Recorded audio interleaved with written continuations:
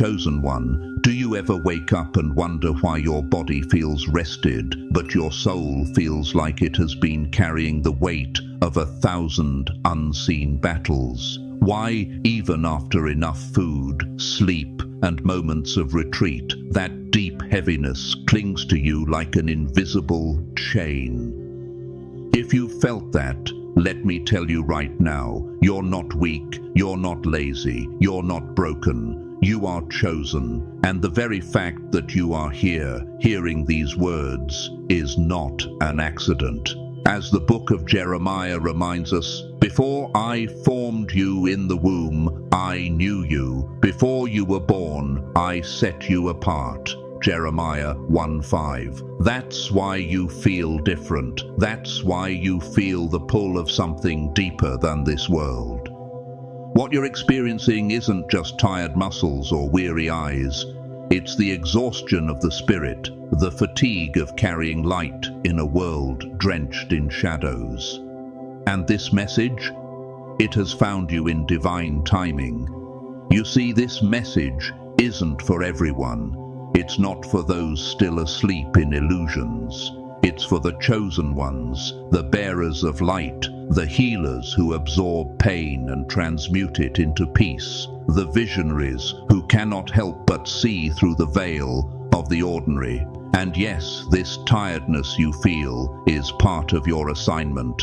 Your soul knows something your mind may have tried to ignore. You were never meant to fit in. You were designed to carry frequencies most people will never recognize. That awareness is sacred, but it's also heavy. Jesus himself said, "Come to me, all you who are weary and burdened, and I will give you rest." Matthew 11:28.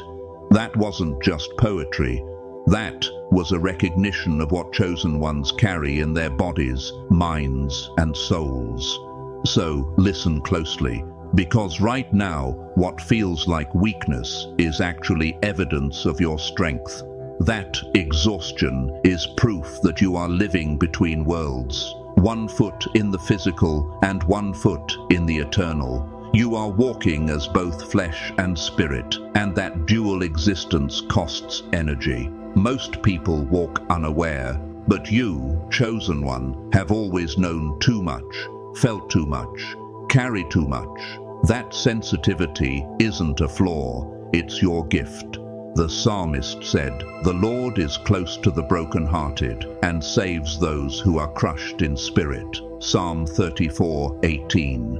You are close to him in ways others may never understand, because your soul vibrates on a frequency that aches for truth, healing, and divine alignment. But here's the part no one talks about. When you shine with that kind of light, you don't just attract those in need of warmth, you also draw the attention of shadows. You've probably noticed it. Strangers unloading their pain on you, friends leaning on you until you're drained, even family expecting your energy without realizing how much you give. This is more than kindness. This is spiritual labor. Without even trying, you're absorbing fear, transmuting anger, calming storms. You are doing what Christ did in his ministry, touching lepers, comforting the grieving, feeding the hungry, not always with bread, but with presence, with love, with light. But remember what even Jesus did. He withdrew to lonely places to pray, Luke 5:16. Why? Because even the Son of God knew that pouring constantly without restoration depletes the vessel. If he needed solitude, chosen one, so do you. And let's be honest, the battles don't stop when you sleep. That's why you wake up at 3 a.m. or 4 a.m., heart racing, drenched in dreams that feel more like visions than random stories. Your body lies down, but your spirit does not. You are on assignment, even in the night. You are interceding, protecting, traveling across realms. Ephesians 6:12 says it clearly, "For our struggle is not against flesh and blood, but against the rulers, against the authorities, against the powers of this dark world, and against the spiritual forces of evil in the heavenly realms." That's why you wake up drained, even after 8 hours. You've been fighting wars others don't even believe exist. But hear this, your exhaustion is not proof of defeat. It is proof of engagement. If the enemy wasn't threatened by your light, they wouldn't resist it. Darkness only pushes back when light rises. And that's why you're being refined through these trials. You're not under attack because you're weak. You're under attack because you're dangerous to the kingdom of darkness. Like Joseph, who was betrayed by his brothers, sold, imprisoned, and yet elevated in God's time, your story is being shaped through struggle. What you feel now is not the end, it's preparation. Romans 8:18 reminds us, "I consider that our present sufferings are not worth comparing with the glory that will be revealed in us." Chosen one, part of your exhaustion comes from trying to serve 2 masters. The world's demands and your soul's calling. The world screams hustle, productivity, endless striving, but your spirit whispers slow down, breathe, listen, align. You weren't built to race in a system that worships busyness. You were built to walk with divine timing, with rhythm, with purpose. Remember Ecclesiastes 3, "To everything there is a season, and a time to every purpose under heaven." The fatigue you feel is your soul crying out against being forced into rhythms that don't belong to you. And when you ignore that voice, your body carries the consequence. This is why stillness is not laziness. Silence is not weakness. Solitude is not abandonment. It is preservation. Elijah discovered God not in the wind, not in the earthquake, not in the fire, but in a gentle whisper. 1 Kings 19:12. That same whisper is waiting for you in your moments of quiet. But the world despises silence because silence births power. That's why your spirit aches for it. That's why you feel peace when you step away from the noise. But it's not just people or schedules that drain you. It's environments, technology, even thoughts. Energy vampires come in many forms. They're not always malicious. Sometimes they're just unhealed souls leaning on your light because they don't know how to find their own. Yet, if you don't draw boundaries, they will keep drinking from your well. Proverbs 4:23 says, "Above all else, guard your heart, for everything you do flows from it." Guarding your heart means protecting your energy. It means learning to say no, even when it feels hard. It means realizing not everyone deserves access to your spirit. And yes, even your inner dialogue can deplete you. When you rehearse doubt, fear, or self-criticism, you are tearing holes in your own energy field. But the word declares, death and life are in the power of the tongue. Proverbs 18:21. Speak life, speak light, speak truth over yourself daily.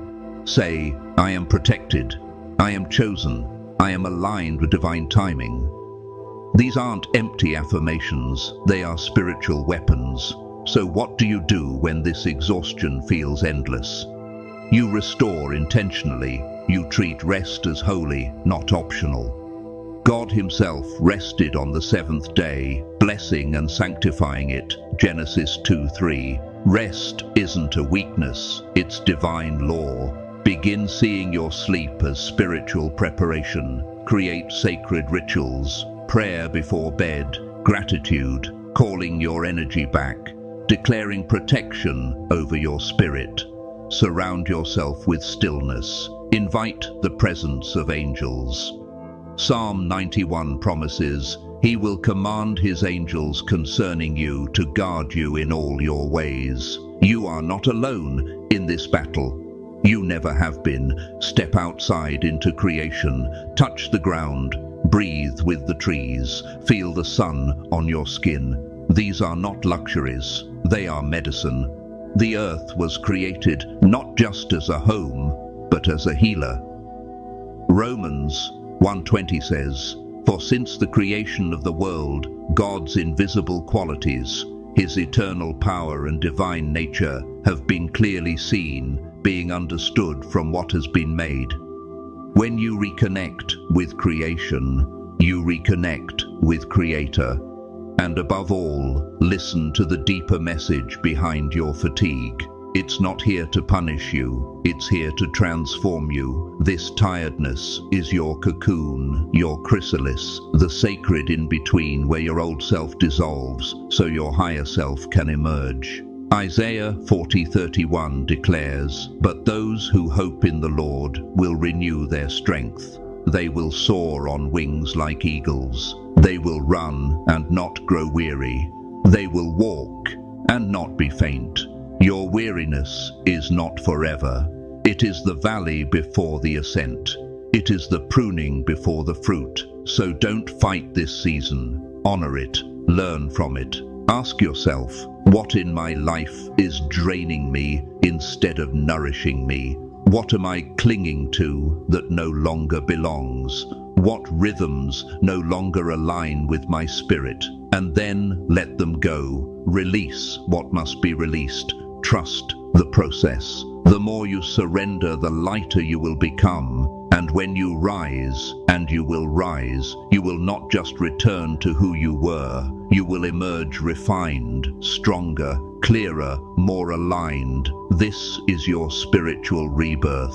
This is why you've been tired. This is why you've been stripped. Because something new is coming alive in you. Something holy, something unstoppable. So, chosen one, let me leave you with this. Your fatigue is not failure. Your stillness is not wasted time. Your longing for peace is not weakness, it is divine strategy. God is slowing you down to align you with your real assignment. Don't run from it, embrace it, protect it, walk in it, because the world needs the version of you that emerges on the other side of this season. If you feel this word in your spirit, declare it right now. Speak life in the comments. Write 777 if you are awakening, 44 if you are calling for protection, 99 if you know something is ending, 33 if you are stepping into clarity.